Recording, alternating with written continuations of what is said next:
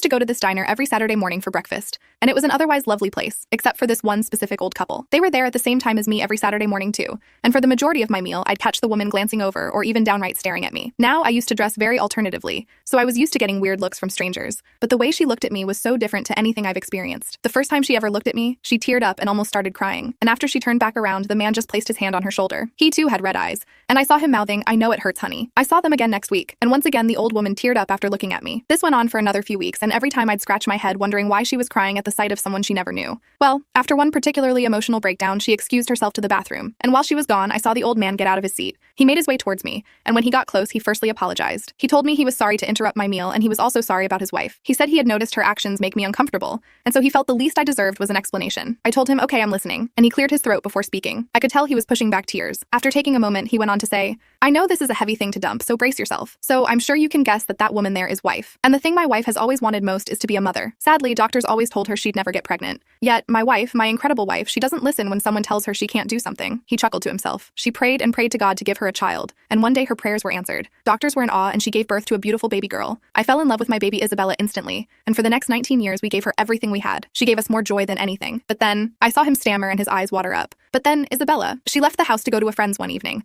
and we never heard from her again. We called and called her, and finally at 3 a.m. we got in my car to drive around to look for her. Well, we found her, but we found her unalived, laying unclothed in a bush." He could barely get his words out at this point. He was choking on his tears so much, and I even teared up too seeing his pain. I stood up and offered him a hug. He accepted it, and while hugging me, he said something that made it all make sense. "The thing is, the reason my wife keeps looking at you is because you look just like Isabelsa. You both have that quirky dress style we used to say was just a phase. You have the same color eyes, the same facial features too. You remind us of her so much." He pulled away from the hug and took out his wallet. He then showed me a picture of him, his wife, and Isabella wearing matching Christmas pajamas. She looked around my age in the photo, and the resemblance was uncanny. We literally could have been twins. I remember crying myself when I saw it, and after I wiped my tears, the man asked me for a favor. He told me that every time his wife sees me, she wants to talk to me, just to feel like her daughter is alive. He asked me if after they finished their meal, his wife could come up to me for a small mother-daughter chat. "You don't even have to tell her what you're actually doing in life. Please just talk to her. Make something up." I told him I'd be glad to do that, and he went back to his table after one more hug. And indeed, after their meal, the woman came up to me. We had a 5-minute conversation about how I was doing in life. I told her I was a director at a fashion firm now, and she just smiled. I always knew my baby girl was so smart.